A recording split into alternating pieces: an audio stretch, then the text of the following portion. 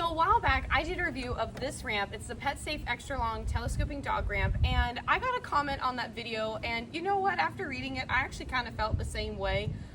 It felt like it was really bulky, it was kind of heavy, and with the tread on it, you know, it really wasn't my favorite, and so I kind of wanted to find something out there that was a little bit better. Now, I don't think that this is a bad option if that's your favorite or preference, and I can easily still use this if I wanted to, but I have found one that I liked way better, and I wanted to share it with you guys today.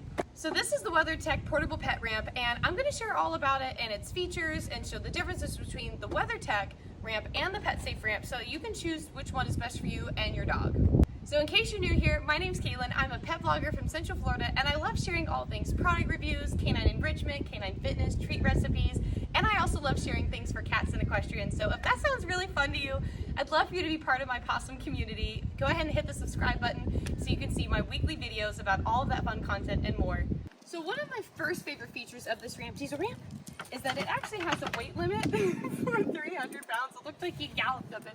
Come here. I know I have cookies. It has a weight limit of 300 pounds, which is really great for all of my extra large breed owners or just large dog owners in general. So like my labs, you know, Great Danes, Mastiffs, all of those. This is a really great weight limit that you don't have to worry about it bowing out or not holding your dog's weight and feeling safe and secure.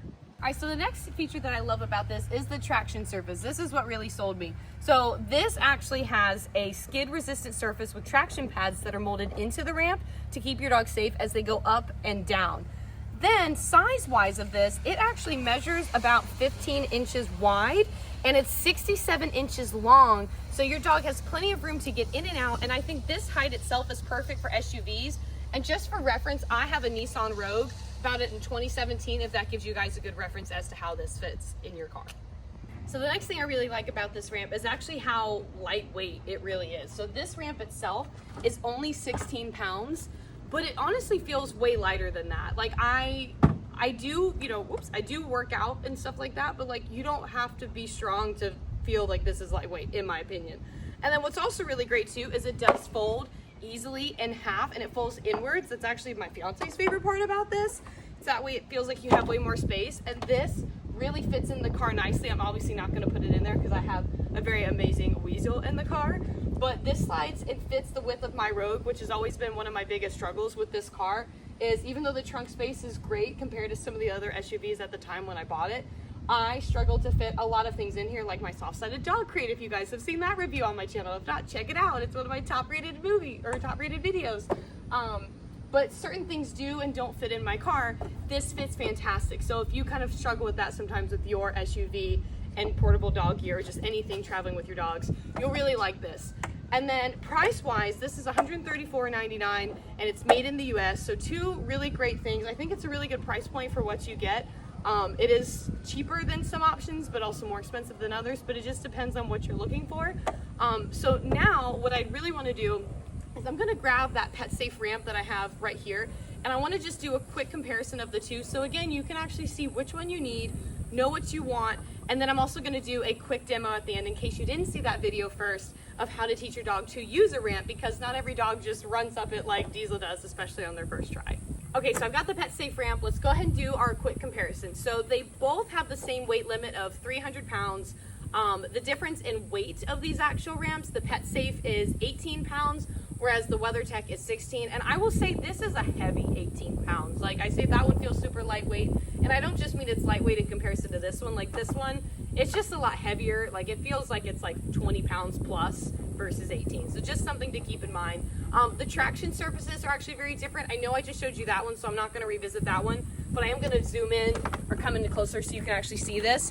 To me, this one honestly feels like it's more of a sandpaper type surface. And in my opinion, you know, it's not bad, but I just feel like it has the potential to get worn down way faster. And Diesel, you know, we keep his nails trimmed, but he has always had kind of longer nails because he's been not the best, or not had the best nail trim experiences, unfortunately, when he was a puppy, not from us, but from something else. And so his nails automatically grind into this a bit more. So if you have a dog with a similar kind of situation, just keep that in mind, that over time it could get beat down. Then the width-wise of the ramp, this one is bigger. This is 20 inches wide. That one again is 15. Length-wise, this ramp is longer. So this one obviously we said is 67 inches long.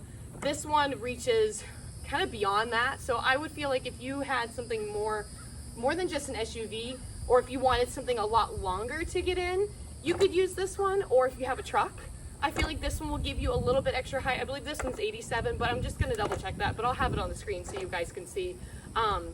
But they both really, width-wise at least, going back to that, they give your dog the same amount of room. I've seen kind of with the extra large breeds, it really, at least with mine, they really don't need that extra 5 inches, or like it didn't bother Diesel. So just something to keep in mind if you were worried about the width. I haven't seen an issue with that.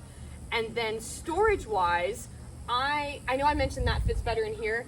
This does not fit in my car well. It just doesn't, and it depends on where your dog rides in your car. So if your dog rides in the back, it's one thing and you don't have to worry about it.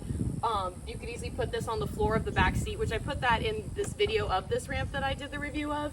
But if you actually wanted to put this in the back of your car, with my Nissan Rogue, I can't. Like, it doesn't fit sideways. If I put it up this way, it's going into the top part of my back seat, which you could be running into your dog at that point, or they could bonk their head, or honestly, it's just kind of inhibiting your line of sight while you're driving. So that's not a good thing either. And then price-wise, WeatherTech is cheaper by about $35, but PetSafe also has a extra long version for about $107. So again, it just really kind of depends on what you're looking for, but they're both great options, but I have just leaned more towards that one just because of all the reasons that I shared with you guys in this video today. So the last thing I'm gonna share is that quick demo of how to teach your dog to use a dog ramp, especially like I said, if you found this video before seeing this one, but I also did that demo here too. So we're gonna do that and then wrap it up. Okay, so Diesel is my perfect demo dog. He's never batted an eye while looking at a ramp, but my dog Annie, however, got super nervous with the ramp, and we had to follow these steps to kind of build her confidence up to it, and now she's a rock star. But Diesel's still the best, so we're gonna use him. So the first thing you're gonna wanna do with any ramp, whether it's for your car or even for your bed, is you're gonna lay the ramp flat on the ground, and Diesel, you want a cookie? And you're gonna, with a cookie, encourage your dog to walk across the ramp. Good boy. And Diesel, other way. Diesel, ramp. Back and forth. Good boy. And Diesel, off. Good boy. You can all the way. Come here, buddy. All the way. Good boy. And Diesel, wait. Then what you can do after that is to slowly add a little bit of incline. So put it by your couch. Nothing that's too high of a surface, and practice them walking up it. Then once they've gotten comfortable with it, you're a good boy. Come here. Then once they've gotten comfortable with that, come here, Diesel. We're gonna grab the ramp. Then you can put it in your car. And again, Diesel's a rock star, so not everyone's this comfortable this quickly. Then you can invite your dog. Diesel, ramp. You didn't have to go that way, buddy. And you can add it to your car and let them get used to going into your vehicle with their new dog ramp. So I hope you guys really liked this video and it was helpful, and that you were able to at least get that comparison of the two as well. If you like this video, definitely give me a thumbs up. I'd love to know what you guys think. If you have questions in the comments about this ramp or even about the PetSafe ramp, I'd love to help answer those questions for you. And yeah, I hope you guys have an awesome day with your pets. Subscribe if you want to see more videos, and we'll see you in the next video. Bye guys. Say bye, Weasel.